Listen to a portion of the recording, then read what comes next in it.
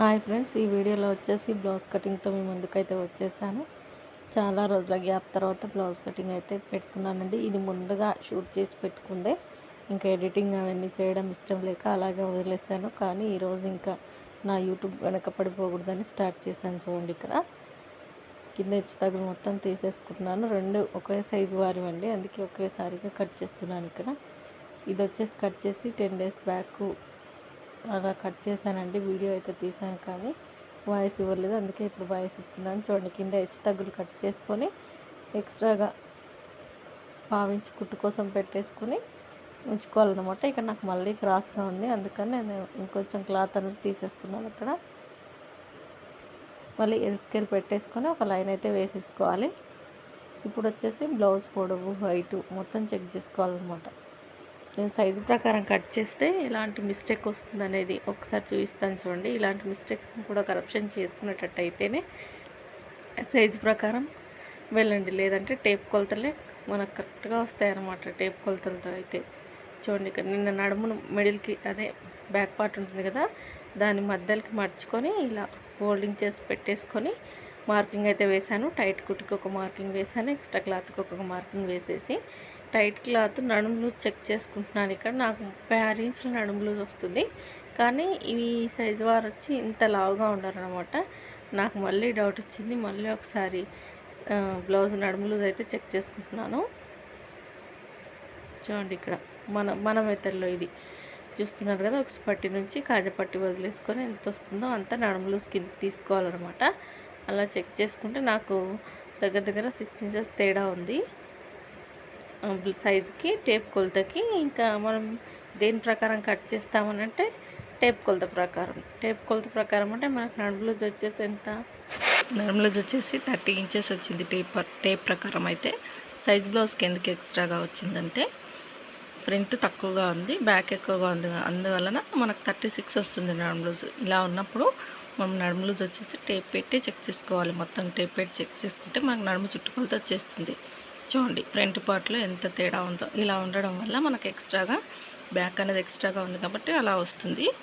వాళ్ళకి బ్లౌజ్ అయితే సెట్ అయ్యే ఉంటుంది, సెట్ కాలేదని కాదు, కానీ మన మెథడ్లో కట్ చేస్తే 4 భాగాలు సమానంగా వచ్చేస్తాయి అన్నమాట. అప్పుడు బ్లౌజ్ ఇంకా బాగా సెట్ అవుతుంది. అందుకని ఉక్స్ పట్టి నుంచి కాజపట్టి వరకు నడుము చెక్ చేసుకుంటే నాకు 30 inches వచ్చేసింది. దాంట్లో ఎంత 7.5, 4 భాగాలుగా చేస్తే 7.5 పెట్టేసుకున్నాను. ఇక్కడ చూడండి, 7.5 వచ్చేసి వేస్ట్ లూజు, 1 inch ఎక్స్ట్రా ఖర్చుకు, 2 inches వచ్చేసి 1 inch ఏమో ఫిల్ట్కు, 2 inches ఖర్చు కోసం. చెస్ట్ లూజ్ వచ్చేసి 7.5కి 1 inch కలుపుకున్నాను, సరిపోతుంది. చూడండి, ఇక్కడ బ్యాక్ టక్స్ వచ్చేసి చూస్తున్నారు కదా, టేప్ని మిడిల్కి మర్చ్ చేసుకొని ఇలా పెట్టేసుకుంటే సరిపోతుంది. వీడియోలో చూపిస్తున్నట్టు చూసారు కదా. ఇలా బ్లౌజులు ఉన్నప్పుడు కూడా టేప్ కొలతతో కట్ చేస్తే పర్ఫెక్ట్గా వస్తుందన్నమాట. చూడండి, ఇప్పుడు వచ్చేసి పొడవు చెక్ చేసుకున్నాను. ఇక్కడ షోల్డర్ దగ్గర నుంచి మనకి బ్యాక్ టక్స్ వరకు పొడవు చెక్ చేసుకొని, వీళ్ళకి వచ్చేసి ఫుల్ షోల్డర్ వచ్చేసి 5.5 inches సరిపోతుందండి. 5.5 పెడితే మనకు కరెక్ట్గా సరిపోతుంది. 5.5 పెట్టేసుకొని వాళ్ళ షోల్డర్ ఎంత ఉందో అంత పెట్టేసి మిగిలింది నెక్కి పెట్టేస్తున్నాను. నాకు 2.5 వచ్చింది. చంక డౌన్ వచ్చేసి కూడా 5.5 పెట్టేశానండి. ఈ బ్లౌజ్కి సరిపోతుంది. ఆమ్ రౌండ్ తిరిగే దగ్గర 1.5 inchకి ఇలా షేప్ అయితే ఇచ్చేసుకున్నాను. చూడండి, కర్వ్ స్కేల్ ఉంటే మీ దగ్గర ఇలా కర్వ్ స్కేల్ పెట్టి కూడా గీయొచ్చు. చూసారు కదా, నాకు కర్వ్ స్కేల్ పెట్టకుండా గీసినా కూడా నాకు కరెక్ట్గా వచ్చేసింది. మనకి ఎంత రావాలి, 7.5 రావాలి. చూడండి, కరెక్ట్గా వచ్చేసింది. ఆమ్ రౌండ్ వచ్చేసి 7.5 కరెక్ట్గా వచ్చేసింది.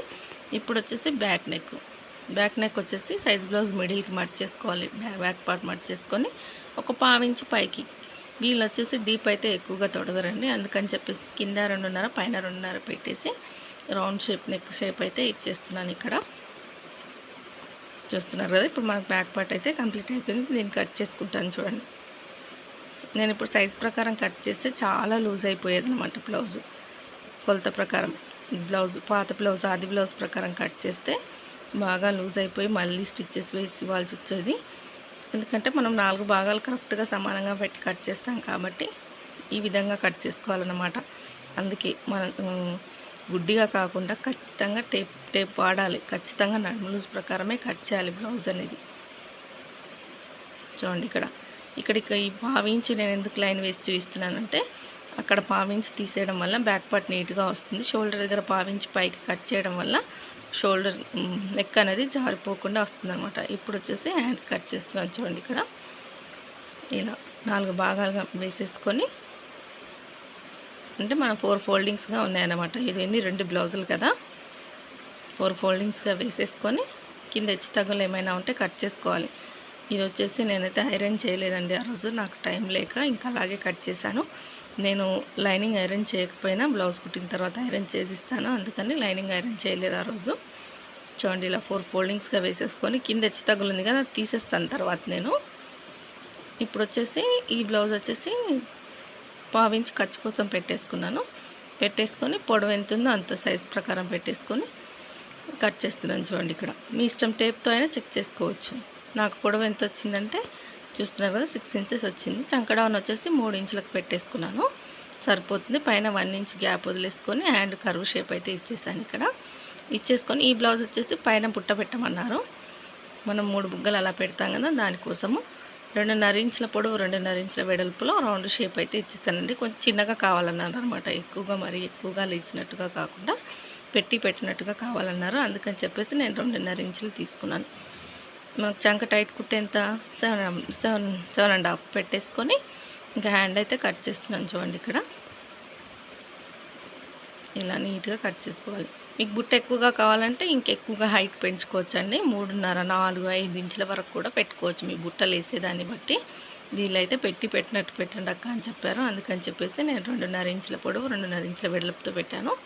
హ్యాండ్ కర్వ్ షేప్ చూస్తున్నారు కదా, ఇలా 1/2 ఇంచ్ లోతు అయితే తీసేసుకోవాలి ఒక సైడు.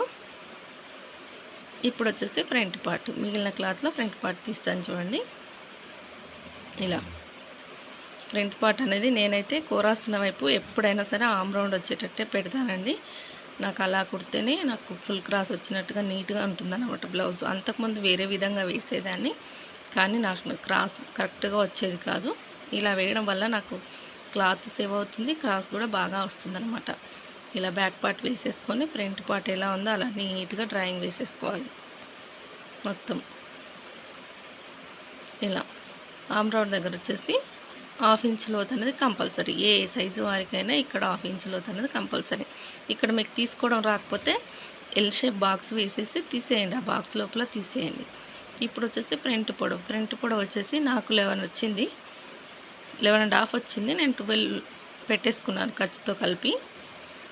ముందు నెక్ చూడండి, ముందు నెక్ వచ్చేసి 6.5 వచ్చింది, పెట్టేసుకున్నాను.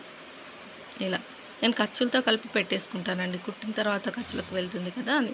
ఉక్స్ పట్టి దగ్గర 3 ఇంచెస్ ఉంది, 4 ఇంచెస్ పెట్టేసుకుంటే మనకు సరిపోతుంది. అంటే మనం గీసుకున్న దానికి 1.5 ఇంచ్ పైకి ఇలా షేప్ ఇస్తే సరిపోతుంది. అలా అయినా ఇవ్వచ్చు, లేదా సైజ్ ప్రకారం అయినా ఇవ్వచ్చు అనమాట. డాట్స్ వచ్చేసి 2.5 ఇంచులకి ఒక డాటు, 2 ఇంచుల గ్యాప్తో ఒక డాట్ పెట్టేసుకొని పొడవు వచ్చేసి 2.5 ఇంచులు సరిపోతుంది. ఈ సైజుకి వచ్చేసి మెయిన్ డాట్ ఒక్కటి వేసామంటే అన్ని డాట్స్ వేయచ్చండి. డాట్స్ దగ్గర పెద్ద కన్ఫ్యూజ్ అవ్వకూడదు. షోల్డర్కి ఎదురుగా పట్టేసుకొని ఎలాంటి కొలత పెట్టకుండా ముందే మార్కింగ్ వేసుకోకుండా కూడా కట్ చేయొచ్చు. చూడండి నేను ఏ విధంగా అయితే డ్రాయింగ్ వేసానో ఆ విధంగా కట్ చేస్తున్నాను. సైడ్ వైపున ఒక 1/2 ఇంచ్ అనేది ఎక్స్ట్రాగా కట్ చేస్తున్నాను, ఎందుకంటే ఇంతకుముందు సైజ్ బ్లౌజ్ చూసారు కదా, గ్యాప్ ఎక్కువగా ఉంది, అలా రాకుండా ఉండటానికి. మనం మెయిన్ డాట్ వేస్తాం కదా, ఆ గ్యాప్ అనేది కవర్ అయిపోయి బ్లౌజ్ ఫినిషింగ్ మాత్రం బాగుంటుందండి. చూడండి ఇక్కడ ఎలా అయితే డ్రాయింగ్ వేసానో అలా నీట్గా కట్ చేసేసుకున్నాను. అయిపోయింది, మనకి బ్యాక్ అయిపోయింది, హ్యాండ్స్ అయిపోయింది, ఫ్రంట్ కూడా అయిపోయింది.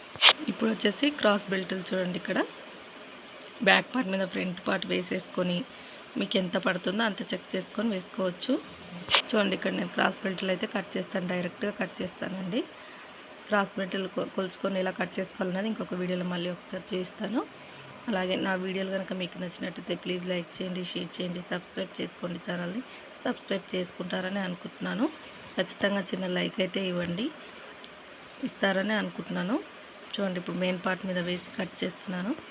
నేను ఇన్ని రోజులు వీడియోలు పెట్టకపోవడానికి కారణం హాస్పిటల్ చుట్టూ తిరుగుతున్నానండి, అందుకని చెప్పేసి ఇంకా నేను వీడియోలు అయితే పెట్టలేదు. ఇవి ముందు తీసిన వీడియోలు ఉంటే వాటినే ఈరోజు ఇంటికి వచ్చిన తర్వాత మధ్యలో ఒకరోజు ఇంటికి వచ్చినప్పుడు ఒక వీడియో ఎడిటింగ్ చేసి పెట్టాను. ఈ వీడియో కూడా ఒకటి ఉంటే ఎడిటింగ్ చేసి పెడుతున్నాను అంతే. మళ్ళీ నేను కొంచెం ఫ్రీ అవ్వగానే డైలీ వస్తాయి. ఇప్పుడైతే 2 డేస్కి 3 డేస్కి ఒకటి అలా పెడుతుంటానండి, వీలు అవ్వట్లేదు. అందుకని చెప్పేసి వీడియోలు అయితే బాగా లేట్ అయిపోతున్నాయి. సబ్స్క్రైబర్స్ అయితే ఖచ్చితంగా అన్సబ్స్క్రైబ్ మాత్రం చేసుకోకండి ప్లీజ్. చూస్తున్న వారు చిన్న లైక్ ఇవ్వండి, నన్ను సపోర్ట్ చేసిన వాళ్ళు అవుతారు. జరిగిన విషయం ఏందో నేను చెప్పొచ్చు, కానీ ఇక్కడ నేను చెప్పలేనండి, అలా చెప్పుకోలేనన్నమాట కొన్ని విషయాలు. అందుకని చెప్పేసి ఇంకా చెప్పట్లేదు. ఖచ్చితంగా లైక్ చేస్తారనుకుంటున్నాను. నా వీడియో చూస్తున్న అందరికీ థ్యాంక్ యూ సో మచ్.